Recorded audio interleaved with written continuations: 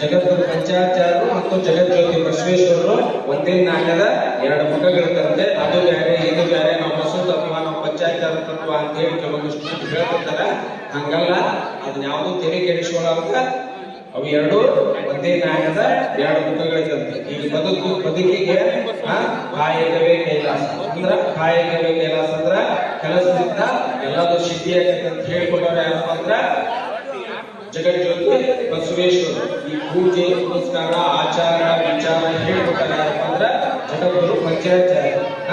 ಇದನ್ನ ರೀತಿ ನೀತಿ ಹೇಳ್ಕೊಟ್ಟಾರ ಯಾರಪ್ಪ ಅಂದ್ರ ನಮ್ಮಲ್ಲಿ ಊರಾಗಿರ್ತಕ್ಕಂಥ ಗುರುಗಳು. ಅವ್ರಾದ್ರು ಮತ್ತು ಇವರಾದ್ರು ಸಾಕಷ್ಟು ಧರ್ಮದೊಳಗೆ ಆಗಾಗ ಗುರುಗಳು ಬರ್ತಿರ್ತಾರೆ. ಯಾಕಂದ್ರೆ ನೀವು ಗುರುಗಳು ನೋಡ್ತಿರ್ಕೊಂಡು ಅವ್ರು ಯಾರಿಗೂ ಬರಂಗಿಲ್ಲ. ಏನಾಗ್ತದೆ, ನೀವು ಗುರುಗಳು ಮಾಡ್ಬೇಕಂತ ಆ ಜಗದ್ಗುರು ಪಂಚಾಚಾರ್ಯರನ್ನ ಮನಸಾರೆ ಪೂಜೆ ಮಾಡಿ ಅವ್ರ ಕೃಪಾಶೀರ್ವಾದಕ್ಕೆ ಪಾತ್ರ.